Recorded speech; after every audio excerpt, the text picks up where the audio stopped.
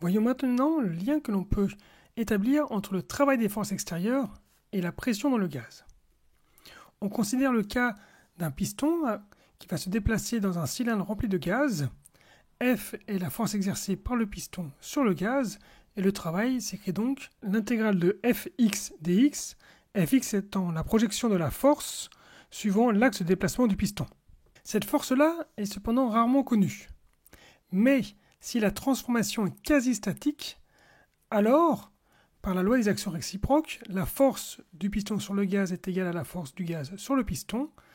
Cette force peut s'exprimer comme le produit de la pression dans le gaz, qui est définie puisque la transformation est quasi statique, donc elle est définie à chaque instant, fois la surface du piston. Lorsqu'on réinjecte dedans, on trouve que le travail s'écrit donc comme l'intégrale de la pression fois la surface fois l'élément dx. Or, la surface fois dx, c'est la variation de volume. Le travail s'exprime donc comme l'intégrale de la pression fois l'élément dv de volume. Ici, c'était démontré en 1D, mais cette formule est valable en 3D. Alors, ce travail se lit très facilement dans le diagramme PV, et c'est tout l'intérêt de ce diagramme-là. C'est l'opposé de l'aire sur la courbe, qui exprime P en fonction de V lors de la transformation. Cette courbe existe puisque la transformation est quasi statique.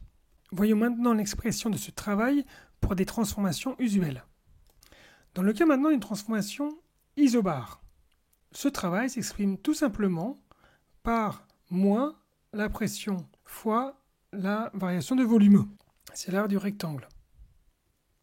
Dans le cas où nous avons une transformation isochore, le travail est donc nul puisqu'il n'y a pas de variation de volume.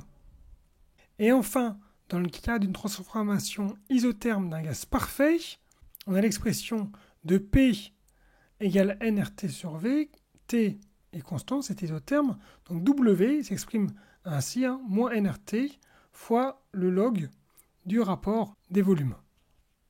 Voici le formulaire donc, qui sera à connaître pour 3 transformations quasi-statiques standards, isobare à pression constante, isochore ou isotherme du gaz parfait. Quelques remarques pour conclure. On peut facilement calculer le travail reçu lorsque la transformation est quasi-statique.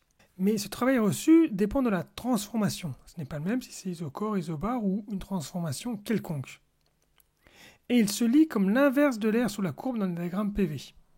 Il dépend donc de la forme de la courbe, ce qu'on appelle le chemin parcouru, et pas uniquement de l'état de départ et de l'état d'arrivée.